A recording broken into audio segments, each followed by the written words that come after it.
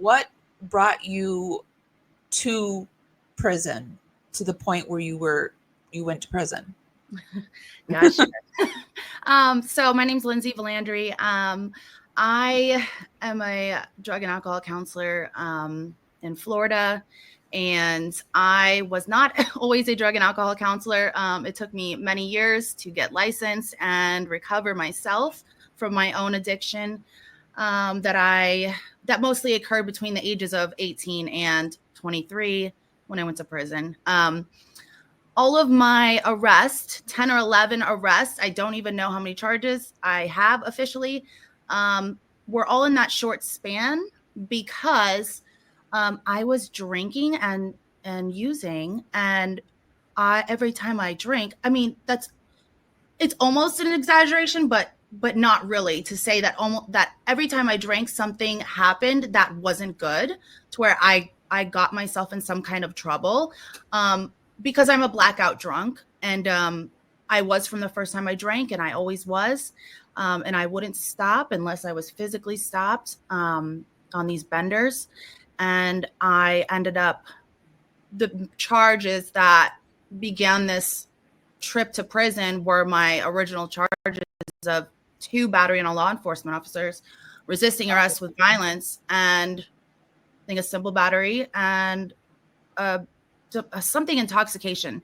I think those were the ones. And I woke up in jail. I found out why I was arrested. I had no idea, but I see these felonies. I go, oh no, these are felonies. This is not good. I got on probation for 3 years. I violated more times for battery charges, for being drunk, blacked out, and having aggression. I'm a Dr. Jekyll, Mr. Hyde, and I become very different, like a different person, and I can't control it. It's very insane. So the best bet for me is to stay away from all drugs and alcohol because I just don't want to ever feel out of control again.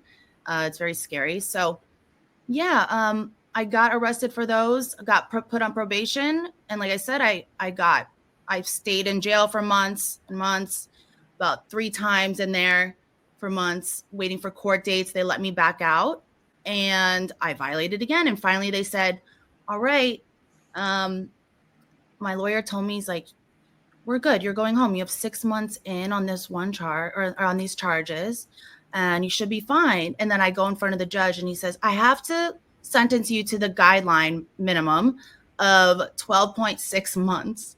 And I said, what? Because 11 months, 29 days, you stay and do your time in jail. Anything over that, a year plus, you have to take the ride to prison. So despite only having a few more months to do, because with gain time, you don't do the full 12.6 months. I think I did like 11 months or something. You get days off every month for working, and it's called gain time. And so if you're good, and if you're in prison and you're good and you work like you're supposed to, you get those 5 days off a month. And so, yeah, it's a different experience in there. So it was quite a shock that that's where you would be going for the next 11 months of your life. Were you prepared? You weren't prepared at all. You didn't No. think at all. Wow. I just started crying on the stand, and I was like, and he was a very nice judge. I've made amends since, and I did write him a letter, and he's since retired, but I thanked him for sending me to prison because, that brought me to my bottom, and I don't know what else would have happened if I hadn't been brought to dry out like that and really be able to have my mind free for that year. I did use after because I didn't understand addiction at the time until I went to treatment and how it works. And so then I was able to learn how to be sober and stay sober. But, and I've relapsed in there over the years and learned more. But one thing's for certain, I still have my journal from being in prison, and it is just insane. It's very different than jail. So I was at Lowell Correctional Institution, right there, that one in Ocala, Florida. And it is so much different than jail. It's you work every day, so you get assigned a job. You go to R&O, which is reception orientation. Everybody does when they first get to prison, and then they get sent off to different prisons, or you stay there. I stayed there in maximum security because I'm a violent offender. So that's maximum security prison? Yeah, so Lowell Correctional Institution has two sides to it. It's called the main and the annex. The annex is for maximum security, and it's all, if you Google it, you can see it's 6 yards. There's life is over there. I mean, not life, death row. Opposite. Death row is over there. They shut down the whole prison to have a death row inmate come out in shackles and tons of guards. It's crazy. They have to by law, don't they? I think so, yeah. And there's nobody allowed in their cell. It's sad, but I mean, I don't know. I think there's one or two in there, but so there's some female death row inmates. I didn't know that in Florida. Yeah, there's one or two. I don't remember how many are in there. Yeah. But so yeah, and I see them come out. I've heard that when you go to the facilities, when you're in the transport, that's when you're the most dangerous. You're in the most danger because there's nobody, like there's so much coming and going. Is that true? Is that when Sarah's going to be in the most danger of being harmed? You mean being harmed by just another inmate or anybody? Do female inmates have to worry as much about being harmed as male inmates do? I think so. I mean, I've heard that women fight a lot worse than people realize. And they have a hard time coexisting with each other. The men kind of gang up in gangs, and women don't do that. They fight nasty, you know. And I mean, they gang up in cliques, but it's different. The men don't kind of fight dirty, like they will like cut your hair off or do something that will really hurt you, opposed to like physically harming you. They'll do something that will hurt you. I think so. A lot of times, though, there's where I was on the annex is a lot of lifer people, like that are never getting out. Like this Sarah Boone, she'll be over there, probably right where I was. I had a 2-man cell eventually when I got moved, and I was in there with someone with 40 years. I don't know what she did. They're very particular. You don't mess with them. You don't tell them that you have a little bit of time. They will mess with you. They're not playing around because they're so set in their ways. This is their home. So I'm like an outsider. So to these people that have like life, like I'm coming in and leaving and there to stay. So you have to respect them. It's kind of like unwritten. Like you have to respect them, and they will hurt you, and they don't care. Yeah, I mean, they have life. What do they have to lose, really? I mean, I guess you could be moved over to death, but I mean, I think a lot of people don't even care at that point. Like if they go in the shoe or they psych out, because they're just, it just seemed like a lot of girls would just psych out all of a sudden, and like they would just like put their hands behind their back and scream, and then they'd go to like the psych unit.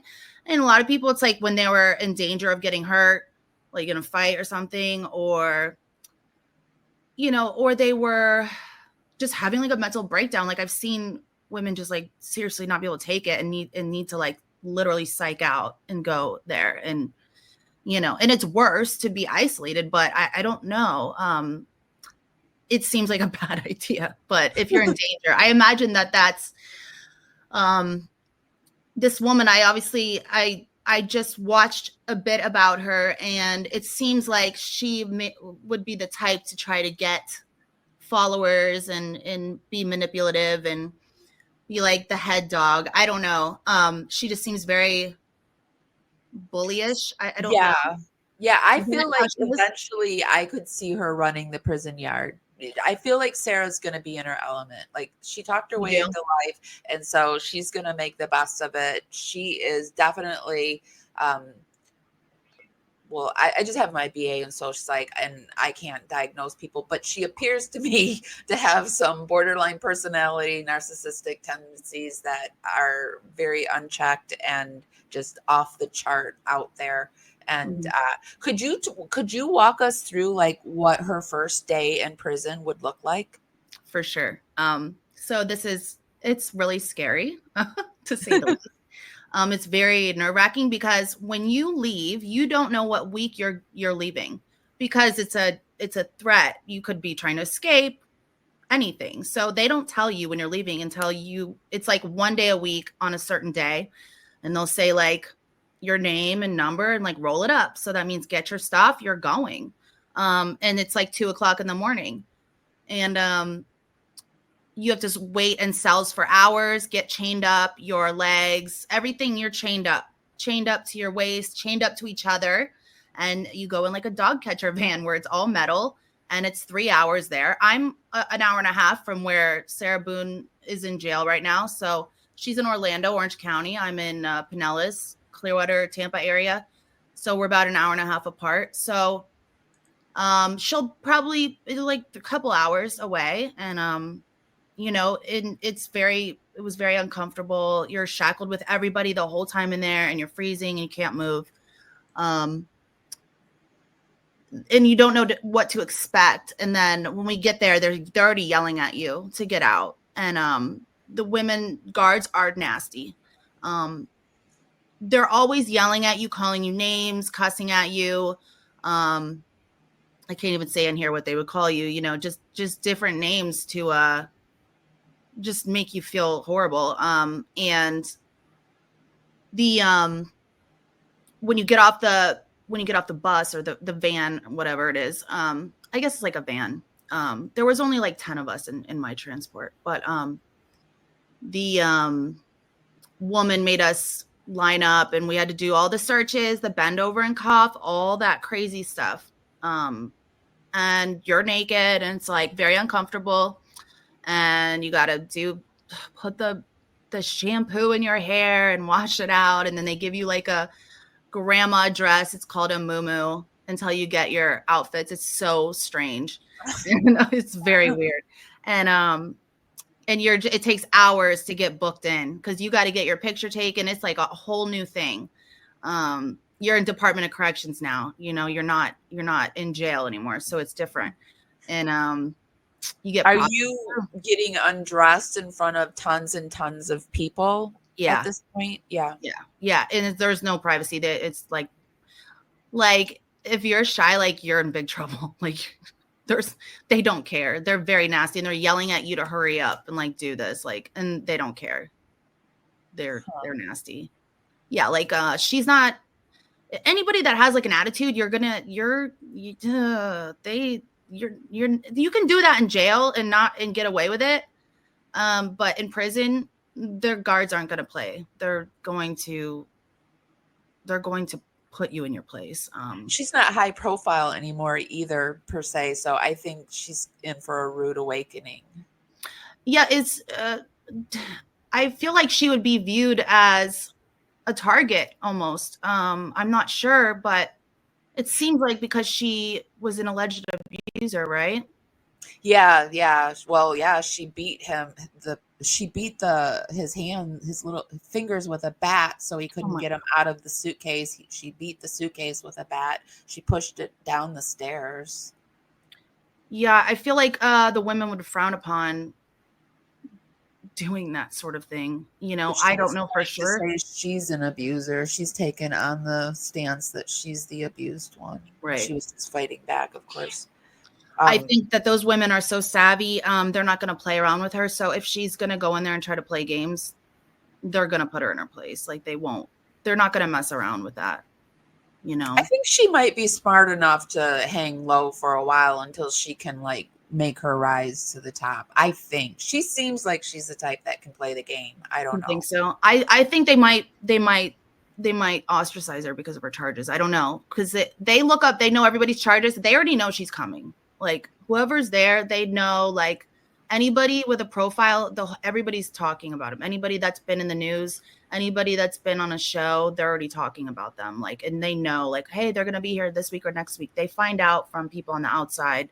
They find out everyone's charges. So if you are someone that's done something that they don't like, they know like quickly. They'll have their friends look you up to see what you're there for.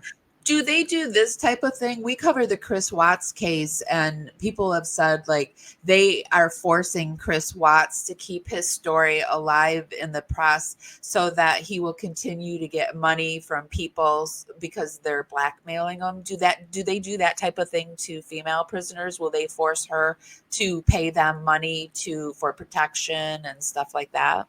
I feel like it's a possibility. There are a lot of women bullies.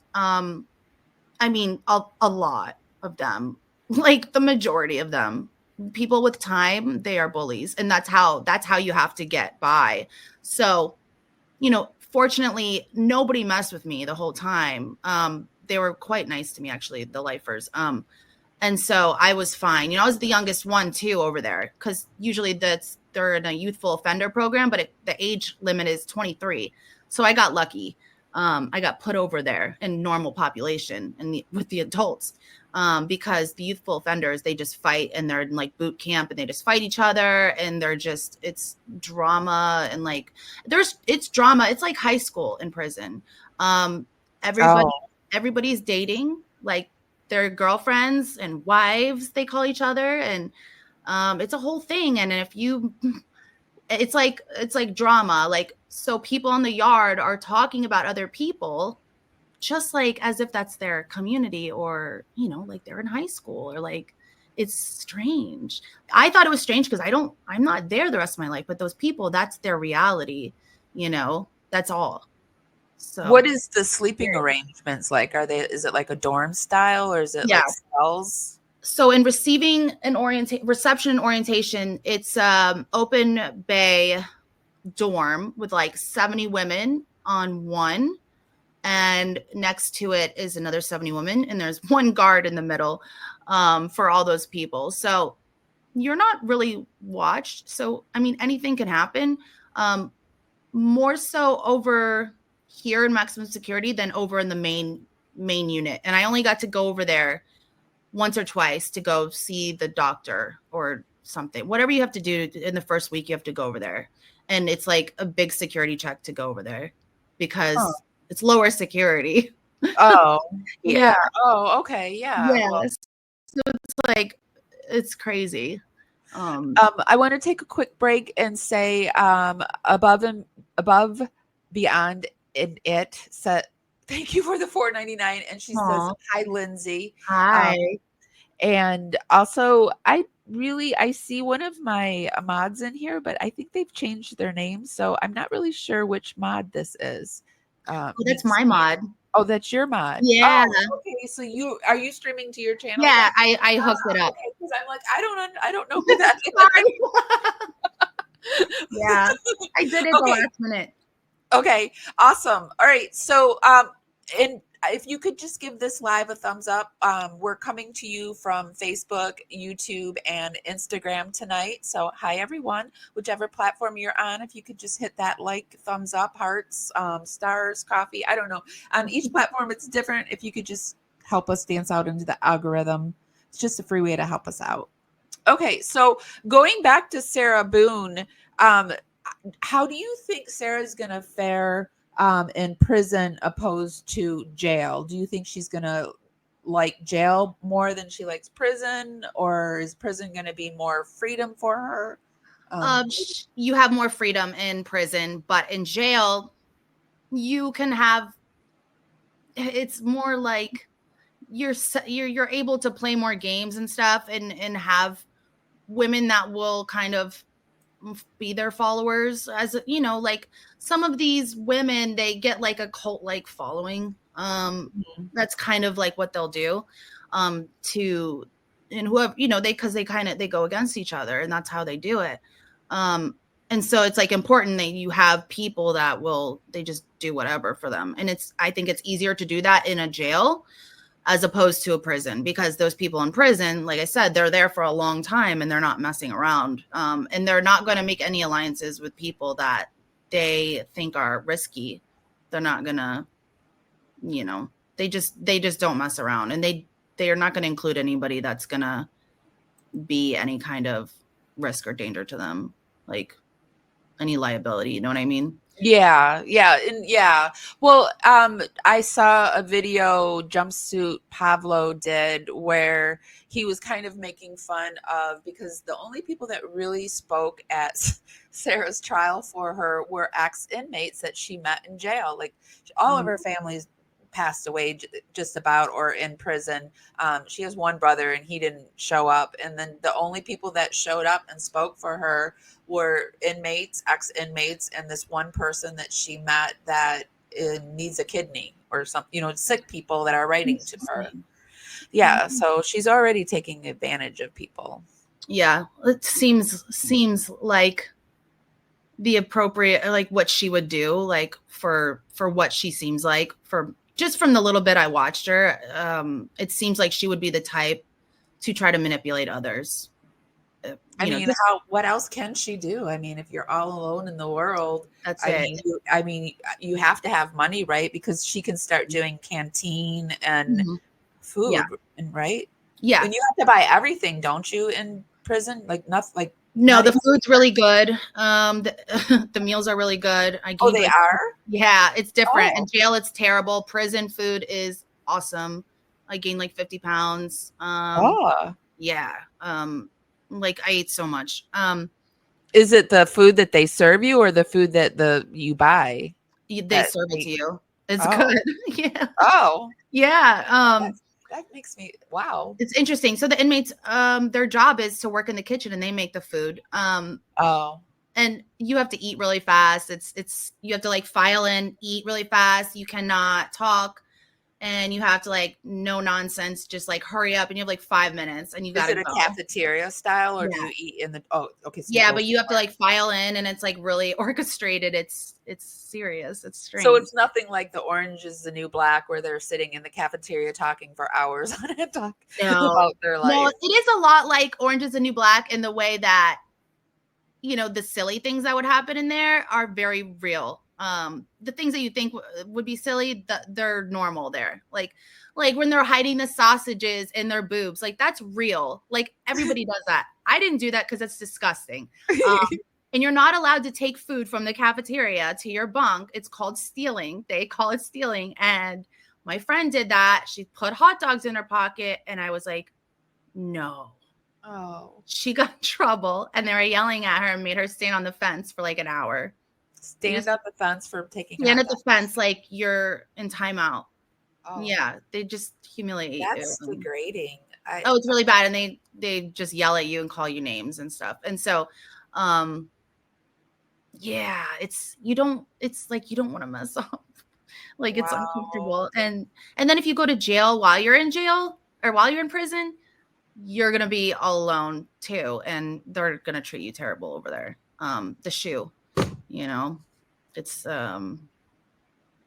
they're in there for a little while. A lot of them, they get in trouble because they have nowhere else to send them. They Um, were a bit looser in jail about food time. What does that mean? oh yeah, because in jail it's like not, I don't want to say like kiddie time, but like it's more like you get comfortable quicker, and you're able to get away with more things there, like having you have your meals there and can take however long and nobody cares. And usually, at least in my experience, all the times I've been, it was pretty loose. You save your food. It gets thrown out like when they do searches, but the guards get comfortable with you and are usually pretty cool. For the most part, they were always cool with me, and you get to know them, and they just want to get by, get their job done. But at the other place, it's very different, and it's like the country there, Oh, like Ocala is like country. I don't know how, it's not the city, so the people all have accents, and they're like nasty yelling. um I actually have moved to Florida, and I'm not in Ocala, but I think mhm, Ocala is like one of the cities around me, and mhm. I have seen people being strongly made fun of being like interbreeding and stuff like that in Really? Ocala. Oh Yeah, my it's gosh. supposed, and Homosassa is supposed to be even worse. So, Really? and I that's didn't I didn't realize. I was like, what? I It was almost like Southern accents, like a different state. you know? I Yeah, was it's super like really confused. bad. Like there was a whole article I read about it and like the Wow. inbreeding and stuff. It's bad. But Didn't it's know that. interesting. The prison doesn't look that bad. It looks pretty new, although the article that I found on it looks pretty horrible. It's bad. It was It's talking notorious for bad things happening there, like for bad conditions. yeah, this Yeah. one was like the water, they just let you keep drinking the water and it was Yeah. bad. Yeah. There's been a lot of like bad stuff with like, the guards are hooking up with the women too. They don't Uh talk about that. Um, that's happening because they're men too. the guards. Yeah. And it's hard to keep. I mean, that's not like a profession very many people are wanting these I don't days. think so. I think they're like in and out, like a high turnaround rate. So where if she stays there, it won't. If they move her on to somewhere else, where would be a place that she would go? She'd probably be in one of those 6 dorms. Like I got moved to one of the 2-man cells, like with women. Like a couple of them had been on different TV shows, and that's how I knew them. And they were like long timers or lifers. And so that was very surreal. But that was Oh like yeah, that in was one of one the of my dorms. questions. Did you know any famous Yeah, inmates? Rachel Wade was there. This other girl, I can't remember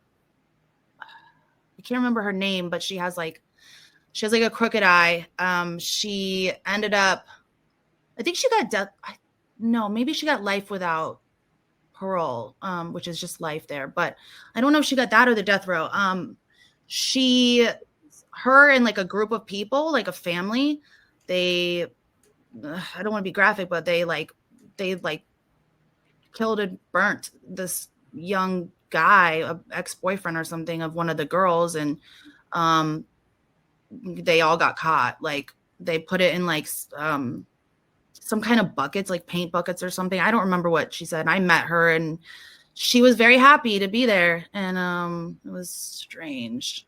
There's actually quite a few women on death Oh, row. there's more than I thought. Yeah, I know one of them on there. Oh, let me see which. Oh my Wow, there's God, a lot. I didn't know that. I didn't either. Well, it was 2000. Only two have been executed in Florida, though. Only Oh, two LA women. Morals, yeah. It was 2012 that I was there. So it's been quite some time, but um Carla. let me see. She, I think, is a popular one. I'm not. I don't I remember don't. because I didn't know before going in. So I thought there was this young girl. She must have gotten taken off of death row. I don't know. Um yeah, it's the amount of women that are in there for life period is astounding. It's it's crazy. Like it's a reality check. It's like this is real life. Like there's consequences, and I didn't know what real life was and real consequences until I went there. It's terrifying that Yeah. you could do one thing in your life and accidentally. Okay, before we get started, if we could start that algorithm dance party that I like to do, just start warming up your fingers and dancing them right up to the hearts and thumbs up button. Helps us dance out into the algorithm party out there, meet more interesting people, and bring them back to our party. It's just a free way to help me out, and it's really, really appreciated.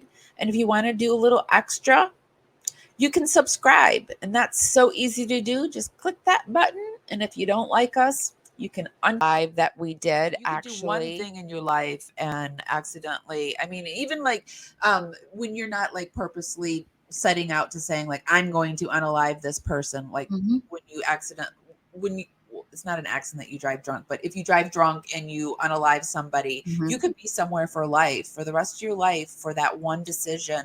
Yeah. It's That just amazing to me. I met maybe 10 women that had that charge. One of them I got close to. I found out she since died, but the max is like 20 years or something. I don't know, but some of them have it run concurrent, and a couple of the women don't believe that they did it. Some of them killed their friends. Other one killed. Oh, I shouldn't say that word. I don't want to get you bopped on. It's okay. It's okay. You can say it a few times. Did it with just strangers by accident, you know, and they were traumatized, as I'd imagine, but some were in denial with a lot of time. How do you deny that you drove drunk? They don't remember, I think. I don't know. There was two of them like that I talked to, that they were very mad about having been there. And they were like, I don't know how this is, like, this didn't happen. Like, I really believe that they believe that. Like, I think that they were blacked out and don't believe it. I don't know. One of them, like, pushed someone off their car, like pushed someone else off the bridge. And she was like, I don't know. And I'm like, what do you mean? What do you mean? I would almost think it would be a blessing not to remember it, because that would be Probably. just a horrible thing that you would relive in your mind over and over again. I would imagine. I got close with a girl that she came over there with me, and she had 5 years, and then they gave her probation for the rest of the time, which was like 10 years or something. And she violated using, and they gave her the rest of her time. And so she had to come do it for a drug test that she failed. And she was sad about it. It was her best friend that she you know, Wow. yeah, and they have no idea. Like, it's just that's something that I was always scared of, but it didn't stop me from drinking, you know, which is unfortunate, but that's the reality of addiction. You know, it's terrible. It's extremely powerful. So, you know, a lot of these women in there have addiction issues. Most of them, that's how their crime occurred. Is it easy to get substances in there? Yes. It's very easy. A lot of people, you know, have a difficult time staying sober in there. Yeah. It's wild. Sarah has addiction issues, definitely alcohol issues. Do they make alcohol in there? Yes, but I think it's more common for other things, you know? So it's easier to get them around, it seems like. Oh, Thank you, James. That's very kind of you to say that. I feel like Sarah will do substances in there. I just feel like she will. I mean, I don't know. Like, if I had life, I don't know if I think I would, at least in the beginning, I think I would do the substances just to get through it. And then once you get your bearing, then be like, okay, maybe I can do something in this world through here, but I don't know. Right, because I just feel like it would be so depressing. I don't know how that is so traumatic. She could be doing 14 years. She could be doing 14 years, and she's doing. Yeah, how did that happen? So was she given that as a plea deal and refused it and took it to trial? Yes, okay. She was just a heinous person, and she was on like lawyer number 9. She wrote this handwritten thing because she was writing letter after letter to the court. Just these handwritten long ass letters. She did this ad for a lawyer because the judge was like, after the 8th or 9th lawyer, he's like, nope, you're done. You're done. You're done. You're on your own, lady. And she was like, what? I can't do this on my own. And so she wrote this letter, and this lawyer responded. He didn't give him any extra time. And yeah, she was just a holy terror in court. She wanted a makeup crew. She wanted snacks. She was something. Oh, I don't know. They're gonna put her in a place. I would think that they're gonna be like, "Oh no, honey, no, that's not happening. You don't get special treatment." Her letter to the court, like, you know, her final statement was just like a big "fuck you." I heard it. I was amazed. I listened to it at work during my break the other day, and I was like, "Wow, that is." I was astounded. I just couldn't believe that the amount of like manipulation that you would think would occur to to be able to write that and include like your whole story, like defense, I know. supposed defense of what really happened in your thing. Couldn't get the lawyer to say, yeah. It's Well, so and then the lawyer, comes in and he gets her this 14-year plea deal, and he was, I mean, that's amazing. amazing. They were How probably did like, that happen? That's well, I don't know. unheard of. I think they were so sick of her. It was 5 years in. He comes in, he's annoying too, and they're like, okay, 14 years, and she's like, nope. I want my day in court. I was like, yes. She would have been so lucky to get that time. I She would have been know. very lucky. I can't believe She would have only been doing like 7 years, 8 years, and would have been out because she was already in there for 5 years. Yeah, it would have been quick. And so I would think, like, after insane. I came out of that drug-induced stupor, I would just hate myself. I would be like, what did I do? What did I do for my 15 minutes of fame? Ugh. Unless you have a severe personality disorder in Yeah. which there's none of that. Yeah, There's I'm no putting rational thought self-reflection. into it. You know what I mean? It seems like someone that would do such a thing and have that sort of attitude years later and in trial might have something going on that they seriously have trouble with, with their personality. Yeah. So what is okay, so I was reading an article today about Sarah Boone and the visitation process, and that nobody under the age of, I think it's 18, can visit. So her son will never be able to visit her until he's of age. What is the visitation like? Is it like face to face? Is it? Yep. Well, so they've had if they're a lot of them get interviewed and stuff, and so they'll sometimes they'll let them be in front of the together, but other times there's that glass in front of them, so they'll travel all the way there and they'll still have to have glass in front of them. It's so she's not going to be able to touch her son. Oh, I mean, I would think if she's where I was, then no, probably not. But how old is her son? I mean, not that she uses her son as a crutch, and she wasn't a good mom anyway, but I mean, it's sad. It is sad that she can't touch her child. Yeah. I mean, it's a horribly sad thing to be in there. It's very depressing.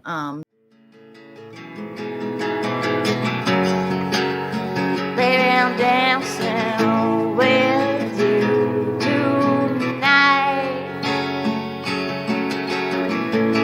Here in the blue, I'm dancing and falling out, hoping for some time with you.